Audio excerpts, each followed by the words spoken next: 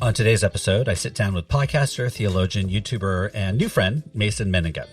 Mason, the internet's youth pastor, received his Master of Divinity from Christian Theological Seminary in 2020 and a Master of Arts in Theology from United Theological Seminary of the Twin Cities in 2022. And in this episode, I sit down with someone who has come out of the conservative evangelical Christian world and has not only lived to tell a tale, but landed in a place of faith that is filled with love, hope, and humor.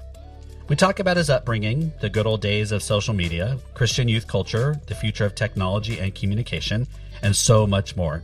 This is another conversation where we dove into many things and laughed a lot. I really appreciated my time with Mason, and I hope you will too. Thanks for spending time with the Amalgamation Podcast, and I hope you enjoy my conversation with Mason Mennenga. My name is Bruce Reyes-Chow, and you found the Amalgamation Podcast.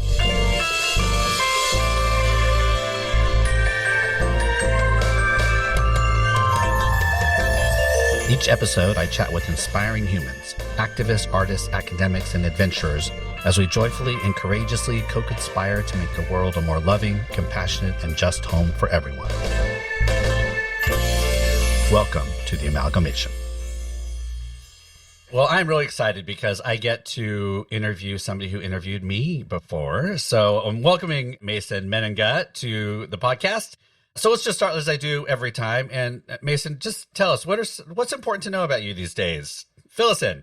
Yeah, I am a podcaster. I am what am I? I haven't been tweeting as much lately. I think that's how probably most people know me. I've gone through some personal stuff this year that just just don't really have the bandwidth for it. Would love to get back into it at some point, but just not right now. But doing some podcasting still, and I work for a seminary in the Twin Cities, so I'm a Twin Cities person. And then the things that actually really give me life right now, I am a little bit of a home cook. I made this really great Thai soup dish yesterday. I forget how to pronounce it, but it was a good little Thai soup that I made yesterday. And so I love home cooking. I'm a little bit of an amateur hiker occasionally. I hiked Pikes Peak. How is one an amateur hiker? Does one ever get paid? Well, there's clearly people that they're like mountaineering and stuff, right? Like They're getting sponsored. I'm just one that, whenever I get the opportunity to go run around and go on a trail, I like doing that. I think if you start getting sponsored to hike, that's too much. I don't know what's happening. Yeah, if you're getting sponsored to hike. Yeah, probably in the same way where, anytime you become a professional in anything, it's like, okay, this is something I love to do, and you got to really love it in order to actually now have to have the expectation that you got to do it. That's true. That is true. That is too much. Well, I'm really excited to have you on. So there's no book, there's no project, but one of the reasons I wanted to have you on is because the last time we talked, I got to hear a little about you, but we were talking about a book I was doing. But I wanted to have you on because I followed you online and I've seen some of your stuff, and there's been a lot of interaction because you seem to get a lot of folks who seem to come at you because you take on people who may occupy kind of evangelical spaces. I don't know how you would want to define them, and challenge some of the theological claims they might make. And you do it in a way that I kind of think I generally don't think people do a very good job at taking people on in very snarky or clever ways, but I think you actually do a pretty good job at it. And you poke the bear, and people come at you, and I find myself smirking a little bit. So I'm like, okay, this is kind of I want to talk to a post-evangelical who gets a lot of shit and wanted to chat a little bit because, as folks know, I have zero of that in my background. I come out of a very loving, pretty progressive mainline experience, kind of like the mainline, I'm a Presbyterian experience that everybody wants their young person to have. And it's not a flex. It's kind of a reality.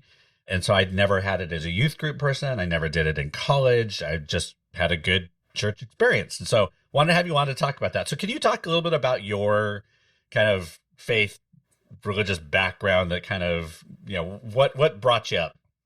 Yeah, for sure. Well, first off, I'll just say, it always blows my mind that there are people who grew up very progressive Christian, that are still very Christian, and don't have like, let's say, for example, purity culture trauma. Like Right, that just exactly. blows my mind that those people exist. The in unicorns. We are the Yeah, unicorns. you really truly are the unicorns of the world. So it's always funny when I find the Bigfoot that exists.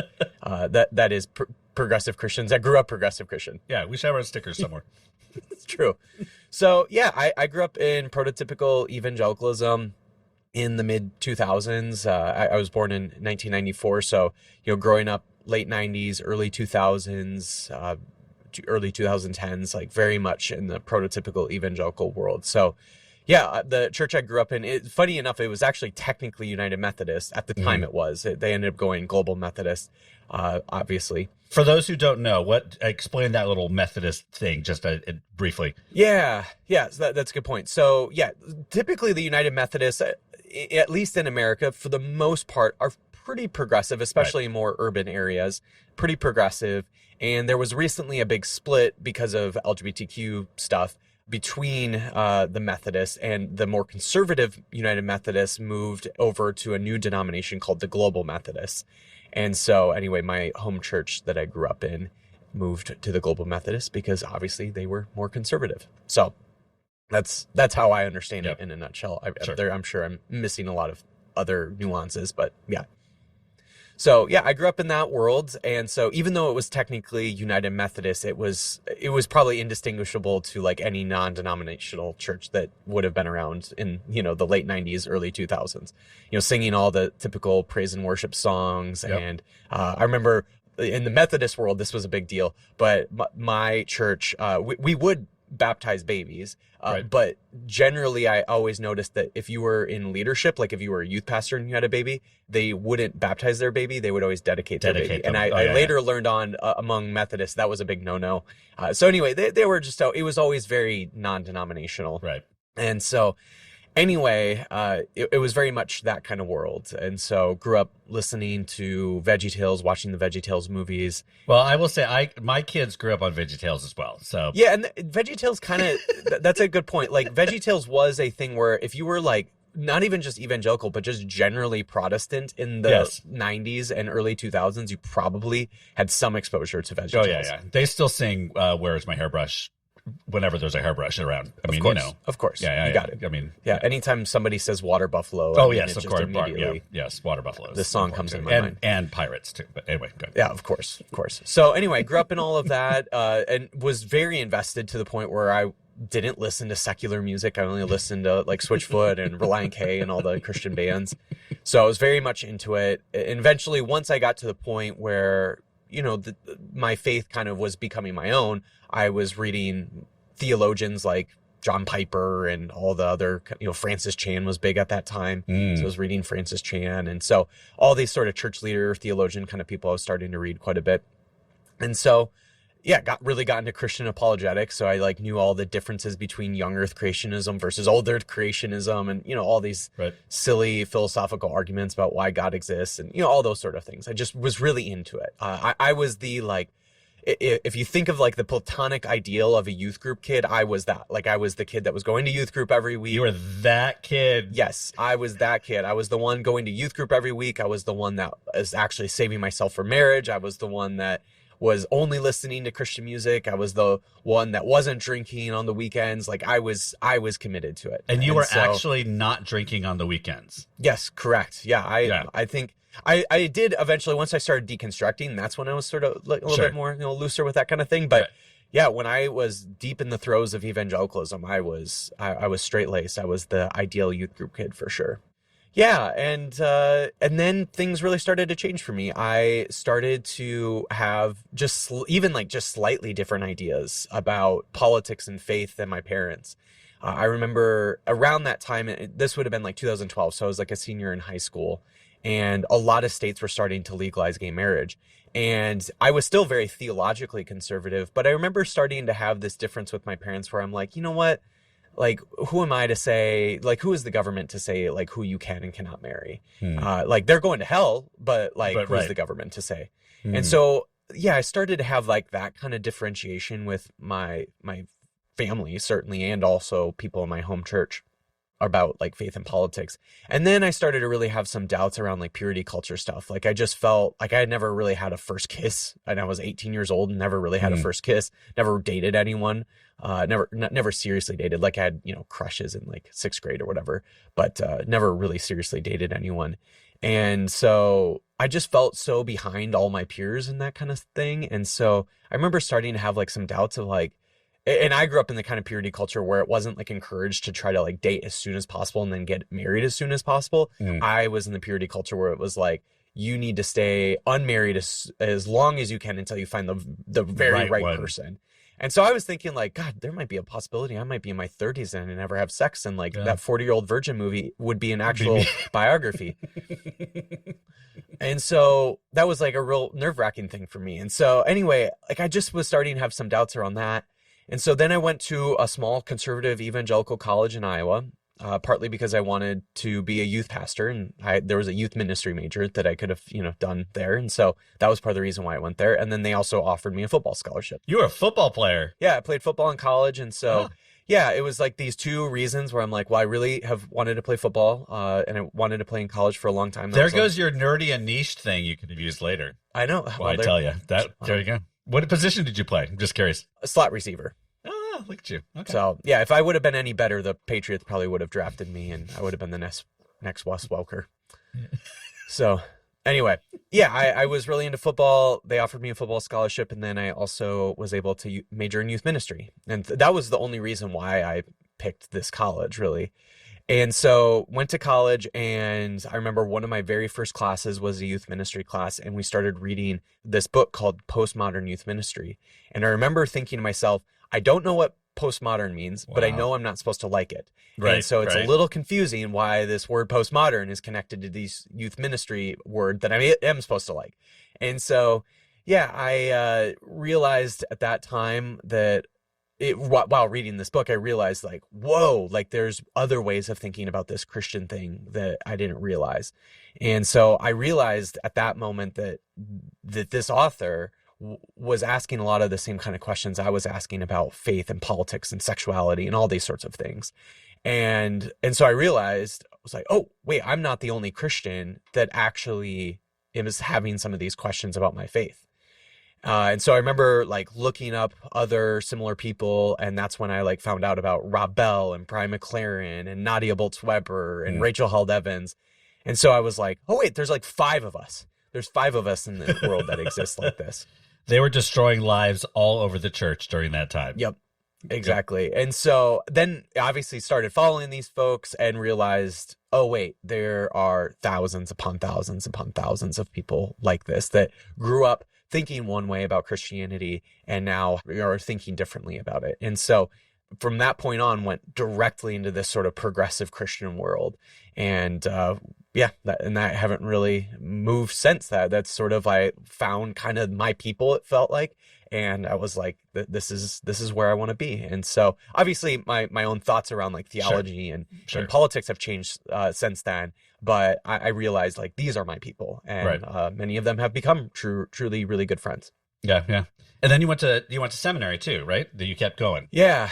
So after college, so what's interesting is like as much as my faith totally changed from when I went into college to where I was coming out of college, I still remained a youth ministry major. Like that's the whole thing. Like as much as my faith changed and how I thought about it, I never wavered around the idea that I thought I was really called to work with people in ministry. Right. That never wavered at any point. And so, yeah, I ended up still majoring in youth ministry. So if you look at my diploma, it's like a Bachelor of Arts in Youth Ministry or whatever.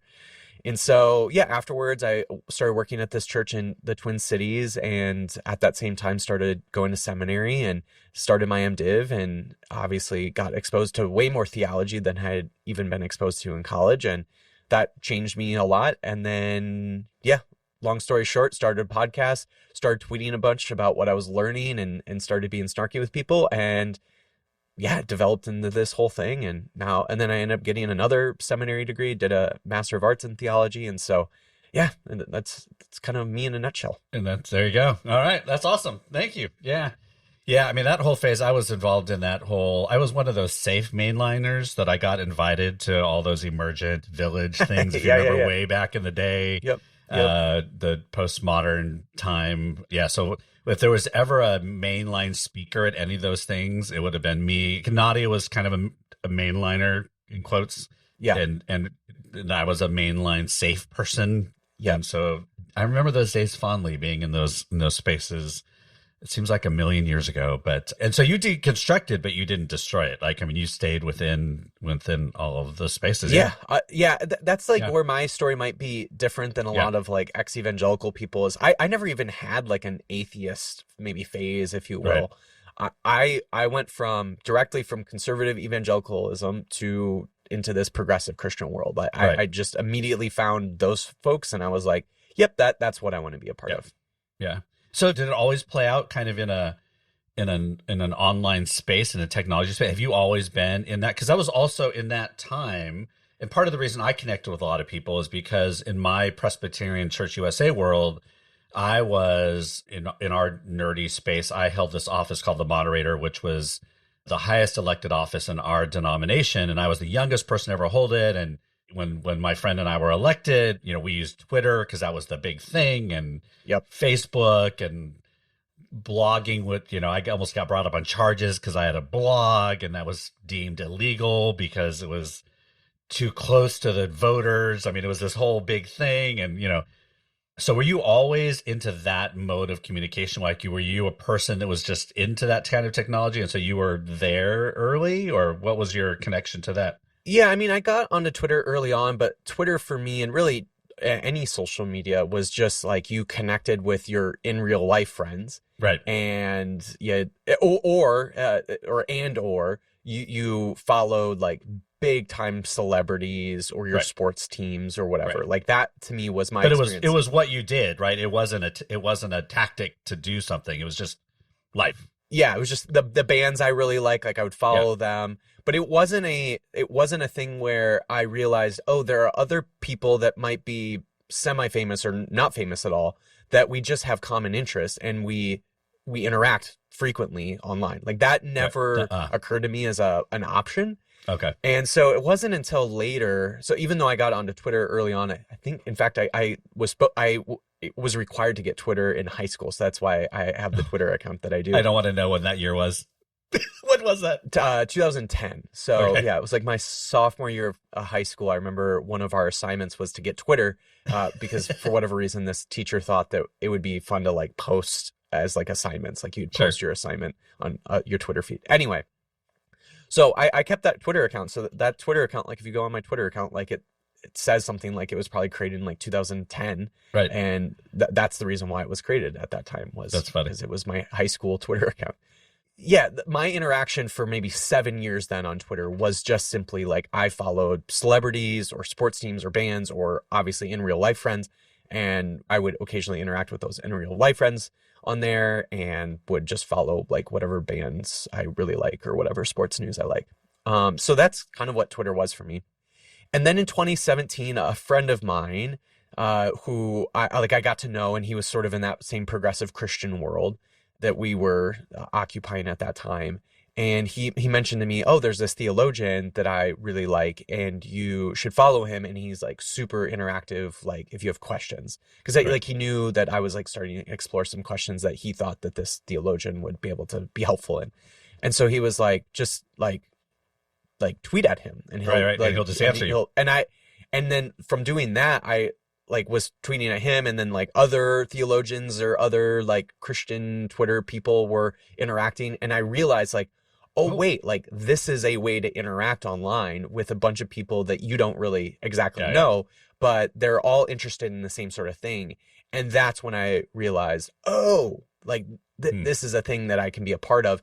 And so through that process, I kind of found my own voice in that. And so, yeah, like I realized like, oh, I'm kind of the guy that can be snarky and funny and be silly, and was the seminary guy and podcast guy. Like I just kind of found my own version of that. And that's when people started following me. Oh, for the days when it was fun. It used to be fun like that. Oh, For the days. Genuinely, I know like a lot of people think of Twitter as a shit show, and it is in a lot of ways. But to me, it was always like some of my best of friends right now Oh yeah. are people that I met through that. Well, I was just going to say in 2010, if you look at my old Twitter, I love that we're talking about Twitter. There are people right now going, "Oh yeah, we remember when Twitter was called Twitter." In 2010, we ran a worship service on Twitter every Sunday. Wow. We actually it was called Tworship, which is an unfortunate name what we called it. But that's what we called it. It was the first church of Twitter. And for about a year, we ran a live worship service on Twitter where we did a full worship that about four of us we met once a week and we planned out worship and we just ran worship together on Twitter. It was just weird. I mean, I have a friend named Jason who had a online kind of church community called Slate Speak, and they kind of did that too. Where I remember that. Yeah. Yeah, and they would, so there would be somebody who would sort of be the liturgist, if you will. Yeah. And there would be questions and reflection kind of prompts. And it was really cool. Like that was a time where it felt like you were actually building real legitimate community. Yeah. And we could never do that now, right? Folks have said, why don't you try it on Blue Sky? And I'm like, well, one, not enough people are there. And it's just, the culture is so different now. We could never, like I would never do a live, I remember preaching, I did a church plant in San Francisco and we would do a live Twitter feed. And we would invite people from wherever when I was preaching. We're like, wherever you are, go ahead and feel free to jump on right in here while service is going on. But we would never do that. How could you imagine? Just come on, just anywhere in the world, jump on in. It just I think with the algorithms, the way that they are, and there's just no way. I get that. Yeah, it's like go for the days. I yearn for those days sometimes. So now you found your voice, you found your space. Now, when did you start just deciding, okay, I'm all in. I'm just going to start, because I know you go out there and you find stuff, you find comments, you bring them back out, you comment back out them, you decide what you're going to go back after. When did you decide that's how you're going to interact and put stuff out there?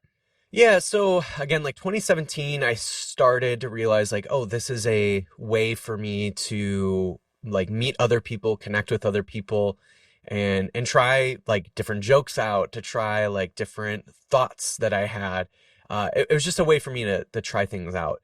And as it became more clear, like the voice that that people were appreciating from me, I got a better sense of that, right? And so around that time, right, like, everybody sort of knew, like, this is the progressive Christian dude or whatever.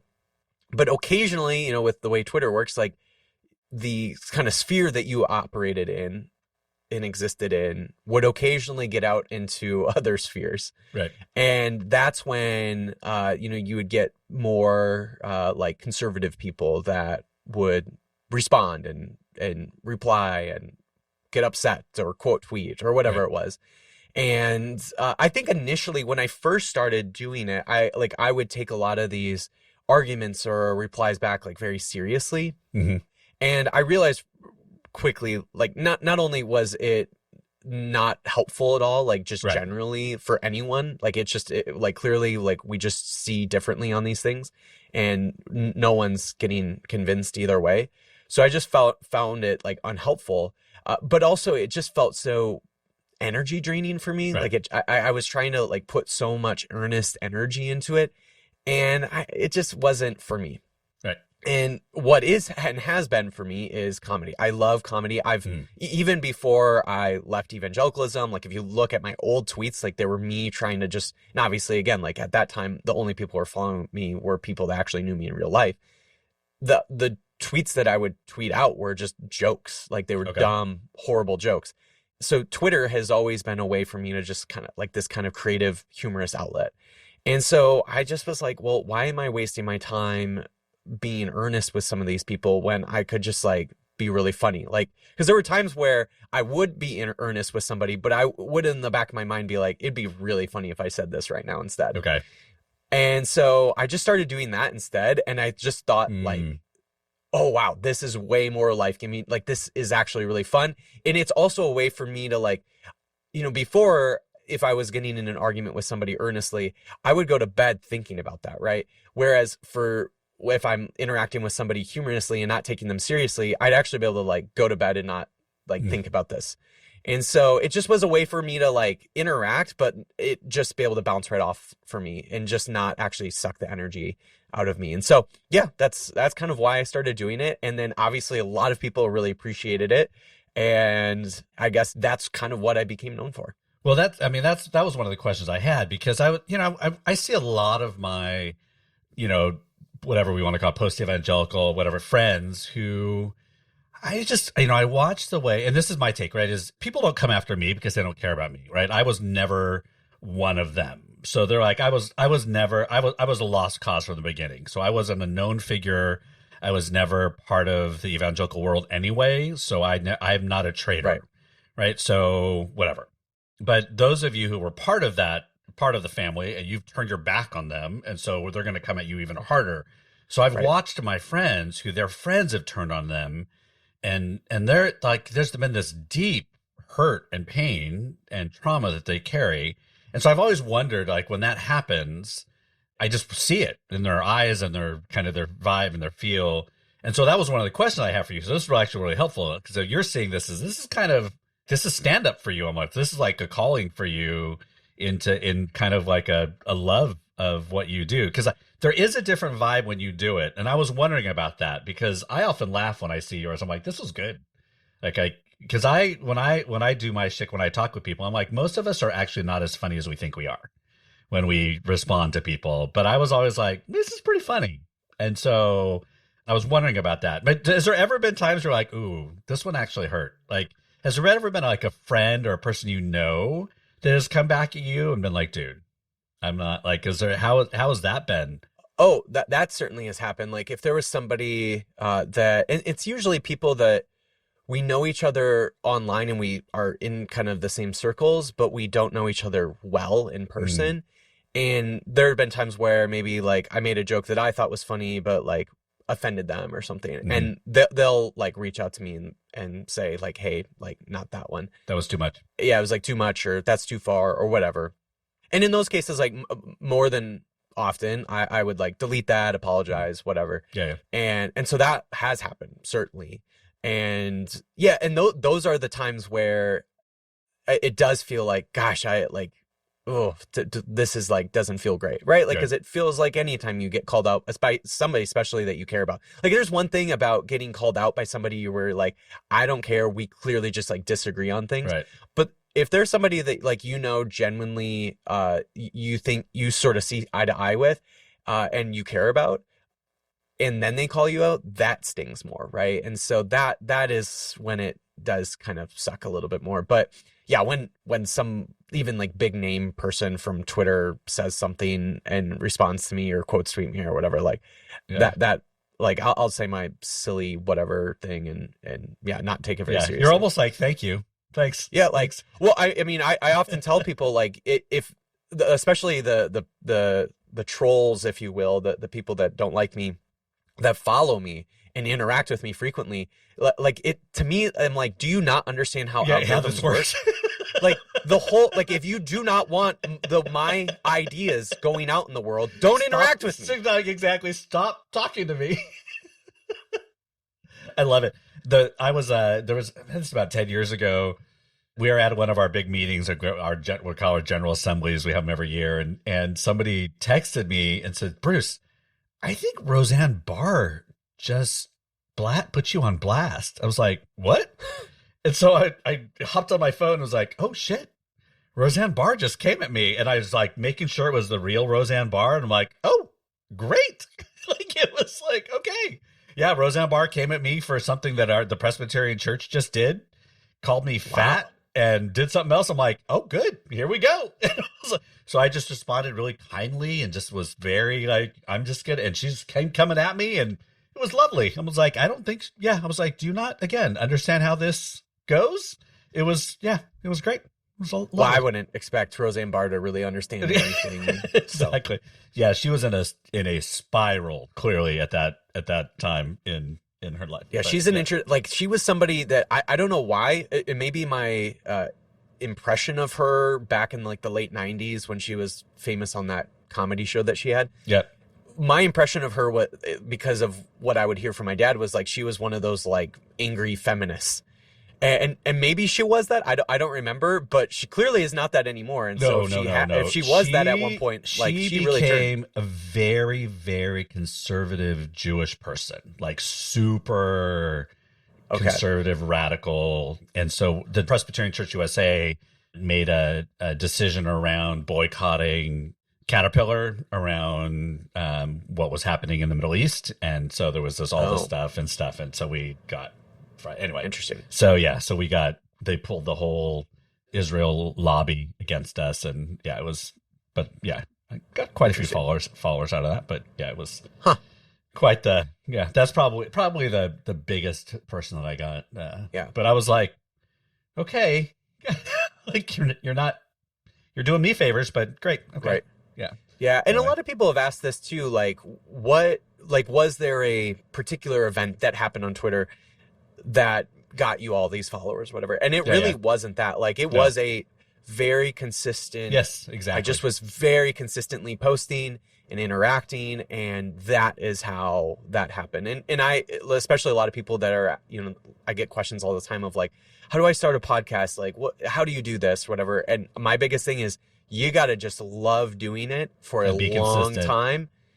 And be consistent. And if you just don't feel like you've got the bandwidth or energy to be literally doing it all the time, then it's probably just not for you. Yeah, I was telling, I mean, this is when folks ask about podcasting, social media, and all that, because I wrote a book a million years ago called The Definitive-ish Guide on Using Social Media in the Church. And it was probably now maybe 12 years ago. We did it only in e-form, and you can't even get it anymore. And it was written as a how-to. What Twitter was one of them, and I think probably half of the platforms I put in that book don't even exist anymore. But the same advice, right? Be consistent, right? And don't think it's just there's no magic thing. But I was talking about, so this podcast, I've been doing a version of this for about 10 years, but it started as a vodcast. So I started out on YouTube. And I look at those things now. You were ahead of the game. You should have just stuck with that. Too far ahead, because 10 years ago was too early. I should have. I totally should have. But if you look at 10 years ago, they were terrible production value, but I should have stuck with it. I did it for about 2 years, but it was just too early. But I look at it now and I'm like, I should have stuck with it. But I was in my kitchen, my terrible video thing. The internet wasn't great, but I can't even imagine the technology at that time of how poor especially at home. Like you would almost have to have like a professional studio. You should have. You can look at 10 years ago. It was BRC. It was called. I think it was still called BRC and Friends. That was my first iteration, and I carried that into the first podcast. And then this past year we rebooted. I was telling you earlier. Rebooted, and I've hired staff and all that kind of stuff, and so now it actually feels like I'm not doing it in my kitchen. And so I did vodcasts 10 years ago in my kitchen. It was terrible and lovely, but anyway. So what are you thinking about for the future? Like if you had to prognosticate around some of this technology and how, what you think, how we're going to kind of keep this kind of communication and theology connection and convergence up. What do you think is happening in the future with the way that the world is right now? Where do you think we're going? Yeah, I mean, I don't know if I have too many thoughts on it other than one of the things that has been interesting is you're really starting to see this like really big divide between long form content and short form content, right? So like you've got like Twitter, obviously Elon has, just been a nightmare, but like short form content with like TikTok and even like TikToks, like you're starting to see like these longer TikToks happening. And then obviously even like with YouTube, you're seeing like we were just talking about, like video podcasts are becoming really big on YouTube. When you used to think that like YouTube was just a thing you only watched like a 5-minute video for, and now you're seeing like these 2-hour plus, like a lot of the YouTube videos I watch now are these like 4-hour like DIY builds. I know. Right? Like, and you're just watching somebody quietly build a whole structure, or, it's just crazy like what can exist out there. But yeah, you're really starting to see this real steep divide between short form content and long form content. And I think the people who are going to be really successful at that are the people who can create like a tweetable TikTok link thing, but then have like a Yep. Substack with that, or have a long podcast, Yep. video podcast. And you're starting to see that be the thing. Like the entryway for a lot of people is the short form. And then if you're really interested in that person's content, then you have access then to the Substack. You've got access to their video podcast. And so I think the people who can really navigate that dynamic between short form and long form are going to be people who are going to be pretty successful. Yeah. And I think that's across every sort of industry, whether it's the tech industry, whether it's the sports industry, or even if it's the Christian world that we're in. Yeah. Which I think you're absolutely right, which I think creates this divide almost, right? I mean, I think there's one thing for one person to be like super skilled, but it's going to be really hard to be able to do that at a scale, because now the energy, time, resources to be able to do all of that is just going to be really difficult. Because that's my next thing is like, how do you do one thing? Like, how do you and I sit together for 2 hours and, what do we do our thing and then have that get distilled into all the things for all the platforms in all the versions so that it can get put out for all of the ways that people need to enter into those connections, right? I mean, it's just... Yeah, there's no way of doing that unless it's like your full-time job or you've got other people helping you with that. Fortunately, we are in a place right now where there is some technology that's been helpful, but that's all super algorithmic. It's very AI based. And in some cases it does really well. In some cases it's terrible. Bad AI or bad it's bad algorithmic stuff. So it really depends. But we are getting to a place where it does feel like, especially for a one person operation, it could be possible. But again, it does still feel like it's something where it does have to be your full-time job. And that's sort of what this whole podcasting Twitter thing has been for me, where I've been fortunate enough to have a full-time job where I have the flexibility in my schedule and I have had a flexibility in a schedule for a while to be able to focus on something like Twitter for a day, or to do a podcast and get that edited. And the way I've kind of navigated and structured my life has allowed me to do that.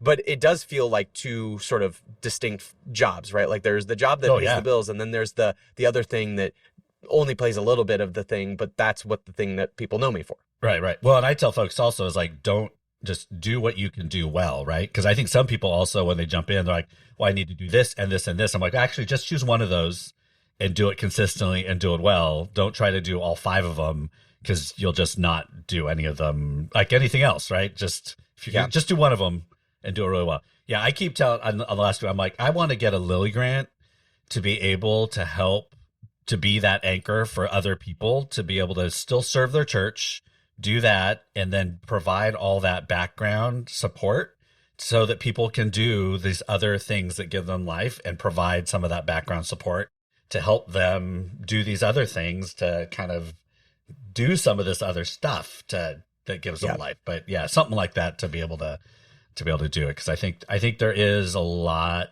of just cultural, social, theological voice that needs to get out there, that there's just capacity that people don't have, or technological skill that isn't out there. So I will say, for me personally, I am hoping at some point, and I just like need to get to a point in my life where I've got more capacity for it, but I really would like to focus in more on YouTube. I just find YouTube to be a far more sustainable social media, partly because it doesn't seem to be, well, certainly it's not. I mean, obviously Google's a massive corporation, and they're probably shitty in lots of ways. Sure. But at least it's not owned by Mark Zuckerberg or Elon Musk.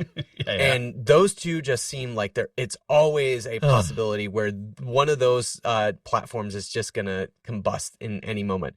And it does feel like, at least because YouTube's owned by Google, that there at least seems to be some more sustainability. I could be wrong. Like I could obviously be wrong, but there does seem to be more sustainability.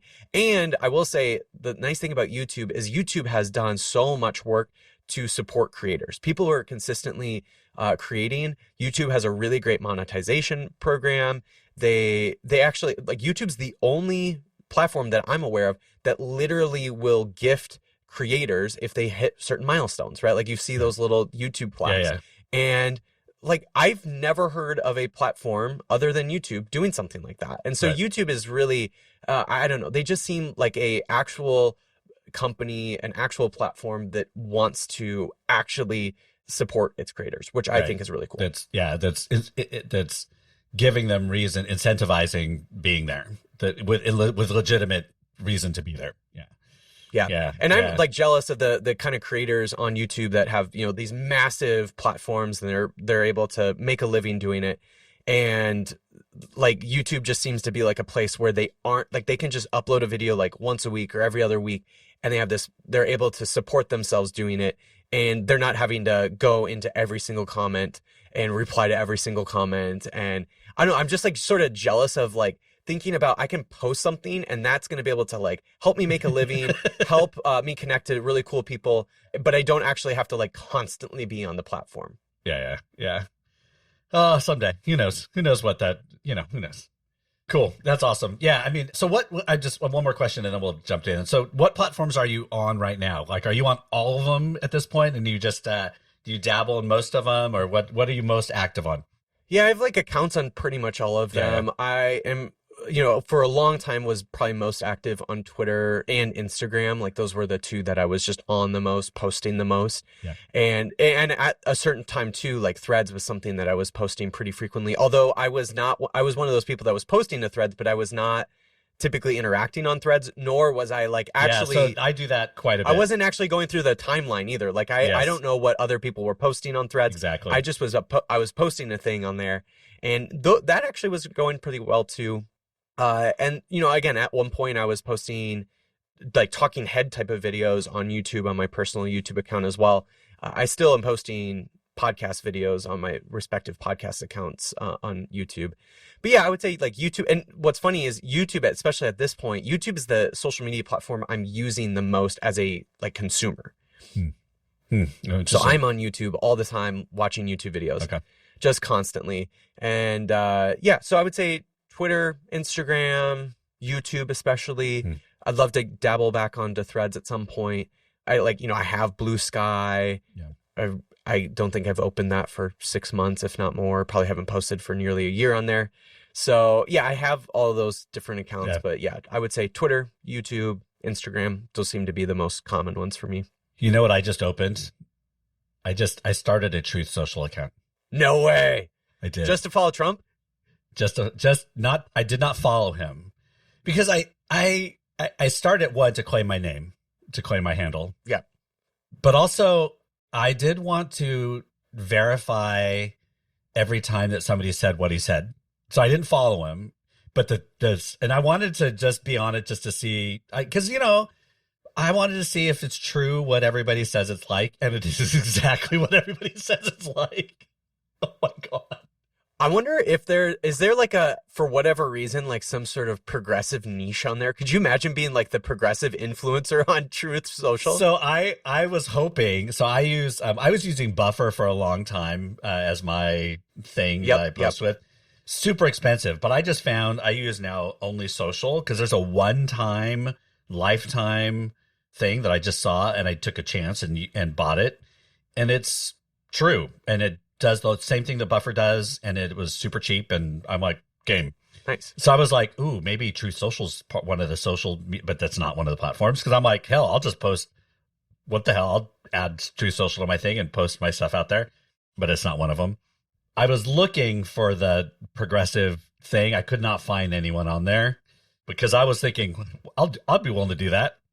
But yeah, it is kind of it's pretty crazy over there. But I was like, I want to make sure what people are saying, what he's saying, and even screen grabbing what he's saying is actually what is being posted. Right. Because I'm like, these days you never know. And I've seen some stuff that people are like, that's actually not what was posted. I'm like, okay, I'm gonna go ahead and but so I started my account and immediately the stuff started popping up in my feed. I'm like, what the and they immediately have you follow 100 people. Dang. And I was like, so that's how they get you. I was like, what? And the people that have you follow is like, oh, and I'm like, oh, and unfollowed them all. But it was like, oh my, yeah, the people I was all of a sudden following all of these politicians and all of these folks that, but anyway, yeah. So I just started that. There you go. It's out on the internet that I have a True Social account if anybody wants to follow me on there. Well, if there's anything to know about Bruce, it's that he's secretly a nationalist. That's if anybody on another podcast has my nerdy niche, ooh, that's my 2 truths and a lie. I need to. Oh yeah, there you go. There you go. Yeah. My other one is I've never played Nintendo.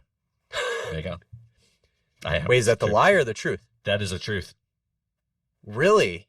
So I'm a Gen Xer. Any Nintendo? Like Super Nintendo, NES, N64, none of them? So I'm old. GameCube? So let me just, so I'm old. So I used to go into arcades when arcades existed and you used to bring quarters in before tokens even.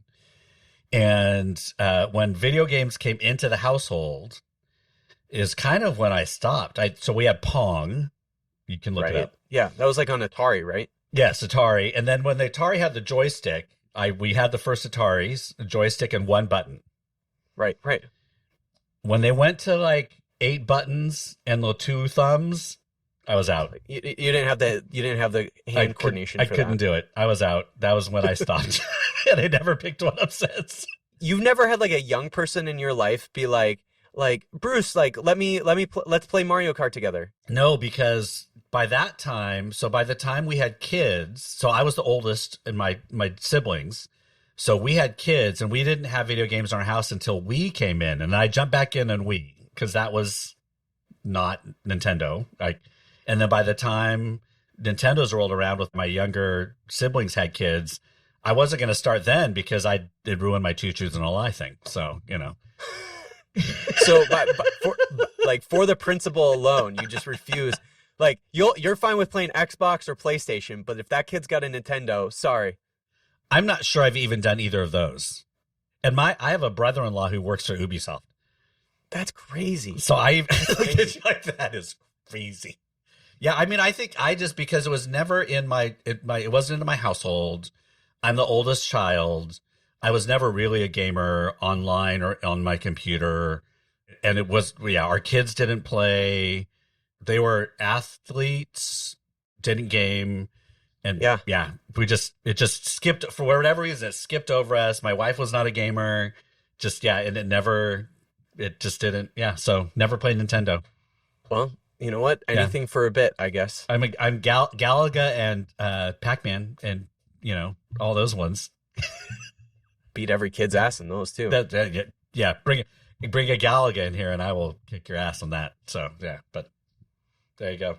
All right, let's end this thing. I love for those of you who listen to the past couple of podcasts, it's just me sitting around chatting with friends. So this is great. Let's end up my last 3 things. Nerdy and niche. You already gave away the football one, which I think I love that you were a football playing youth minister because that's like an archetype in itself. Oh, it totally is. Yeah. And I could kind of play guitar. I wasn't probably good enough to really fit the stereotype. I wasn't good enough at playing guitar to really fit. Did you sit in chairs backwards too? Because that would just not so much that, but I was the kid that was carrying as many folding chairs as possible to impress the girls. I definitely did a lot of that.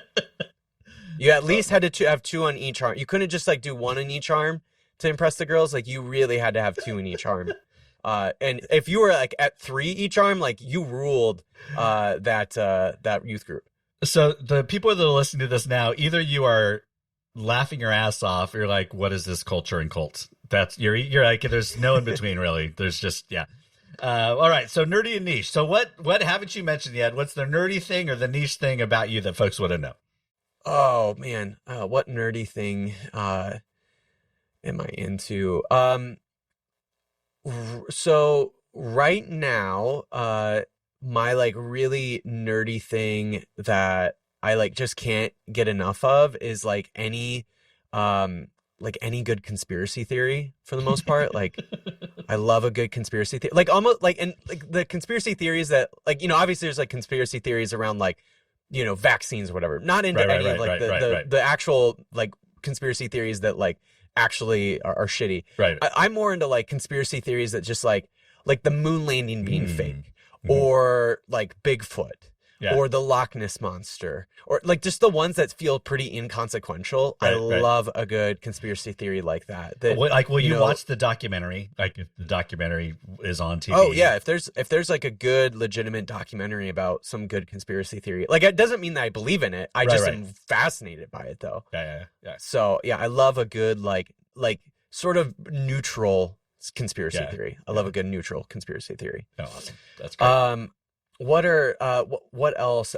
Do you want another nerdy thing or a niche thing? And either. I'm I'm really into tech stuff.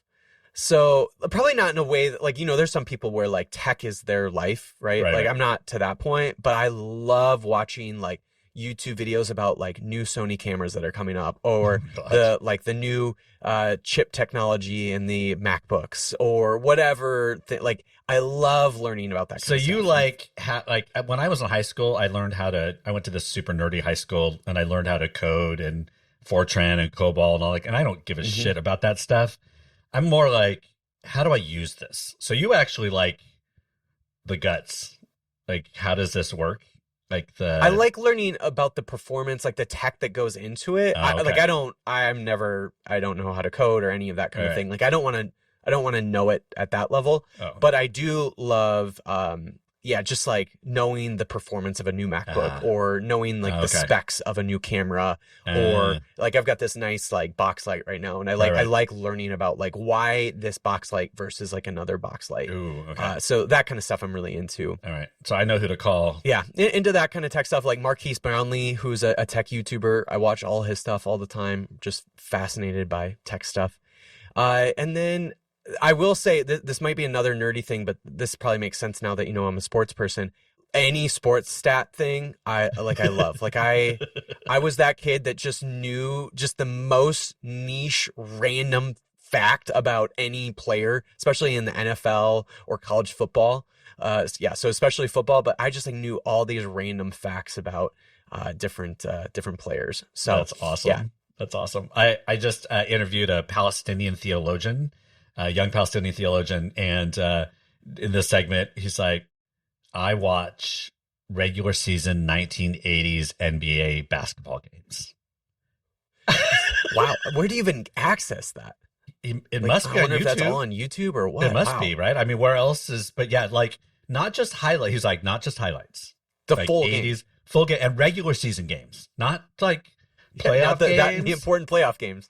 No, regular season, 80s and 90s. And I'm like, dude, that fits the nerdy and niche. There you go. He's like, yeah, he just watches. I'm like, all right. And he's, early 20s. I'm like, all right, that is legit. All right, there you go. All right. What are you listening to? What are you watching? What are you reading? What am I listening to? Well, I'm a huge music fan. I have a music podcast. And so I've been listening to a lot of albums that came out this year right now. That's kind of been what I'm into. There's a hardcore band I love called the Callous Dow Boys. There's a reason why it's called that. They had an album come out this year that I love. One of my favorite albums of the year. I've been listening to one of my friends' band. He's in a band called Thrice. I've been listening to their new album a lot. I'm trying to think of some of the other albums that just come off the top of my head. I'd almost have to look into my Spotify, but yeah. And then obviously listen to a lot of the stuff I just grew up listening to, but yeah, a lot of hardcore, listening to a lot of that right now, a lot of indie stuff, a lot of metalcore. What podcast do you listen to? Do you listen to many other podcasts? Are you one of those that you like don't listen to podcasts? Yeah, that's the fun. I don't really listen to a lot of podcasts. There is one podcast I actually listen to frequently. And then all the other podcast episodes I'll ever listen to are if like a friend of mine got interviewed, or if there's like a specific subject that I'm wanting to learn about, or if there's like somebody I follow that, was recently on like a podcast. Like I'll listen to a random episode from a random show that I like never intend on listening to again. But then the funny thing is the one show that I actually listen to frequently, and this is to me just kind of funny because it's actually a really good friend of mine, but I do listen to Homebrew Christianity a lot. So that's my, like, when I go on a run, that's the thing. Really? Yeah. So I listen to podcasts when I go on a run. So yeah, I actually do listen to Homebrew Christianity quite a bit. So yeah, I'm listening to that, watching that.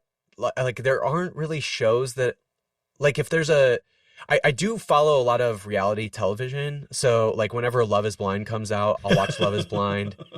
But there aren't really typically, like if there's like a new documentary, again, like maybe about a conspiracy theory or like some sort of unsolved murder or whatever, like I'll watch something like that. But yeah, I typically don't really keep up on a lot of television.